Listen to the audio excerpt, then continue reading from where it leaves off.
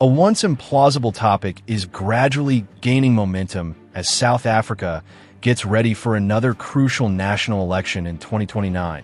Is the Democratic Alliance, DA, prepared to lead the nation should it emerge as the biggest party? An important political turning point was reached in the 2024 elections when, for the first time in democratic South Africa, the African National Congress, ANC, lost support below 50%. Since coalition administrations are becoming common, the prospect of a DA-led national government is no longer only conjecture. Rather, it is a real possibility that needs careful consideration. With a history of successful government in the Western Cape and a few other municipalities nationwide, the DA has long established itself as the main opposition to the ANC. Its emphasis on market-friendly economics, budgetary restraint, and clean administration has struck a chord with an increasing number of voters who have grown weary of years of corruption and poor leadership. But converting localized prosperity into national stability is a quite other matter. It seems quite likely that the DA would have to form a coalition in order to rule if it were to become the biggest party in 2029. Such a partnership would probably be based on the multi-party charter, a group established to oppose the ANC-FF axis. This bloc's efficiency and ideological unity will be vital. In addition to administrative proficiency, national governance requires the capacity to forge agreement on controversial topics, including land reform, economic change, and the reorganization of state-owned enterprises. John Steenhuisen, the party's leader, continues to be the DA's most well-known presidential candidate.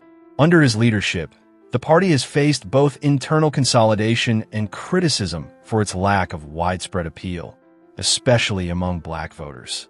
The DA may think about promoting leaders with wider crossover appeal and demonstrated government experience, such as Gauteng Salim Semanga or Western Cape Premier Alan Wind, if it wants to really unite a diverse population.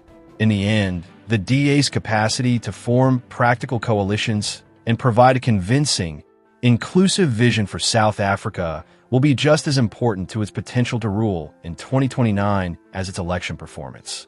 The party's ability to take the national stage, or if the opportunity will be lost, will be determined during the course of the next 5 years. Again, a number of significant changes have shaped South Africa's political history, but none have been more noticeable than the change from Thabo Mbeki's technocratic leadership to Jacob Zuma's populist president. This shift, which is representative of divergent political ideologies and leadership philosophies, highlights important lessons about public trust, governance, and the relationship between competence and charm. The method of the technocrat.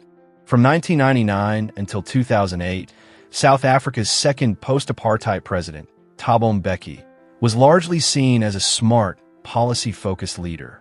Mbeki, who studied economics, had a key role in determining South Africa's economic course after apartheid.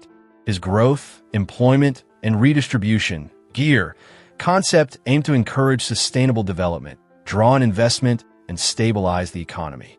Mbeki was a rigorous thinker who went beyond economics. By supporting programs like the New Partnership for Africa's Development, NEPAD, he hoped to establish South Africa as a thought leader on the African continent. He gained international acclaim for his methodical, technocratic style, but he was also criticized for being distant and out of touch with the reality faced by regular South Africans. However, Mbeki's administration was marked by controversy, notably his position on. Many people consider his refusal to provide antiretroviral medication and his denial of the connection between to be grave public health errors that have resulted in thousands of avoidable deaths. Dissent within the African National Congress, ANC, was made possible by this, as well as feelings of elitism and a lack of grassroots involvement. When Jacob Zuma became president in 2009, Mbeki's technocratic style of government abruptly changed.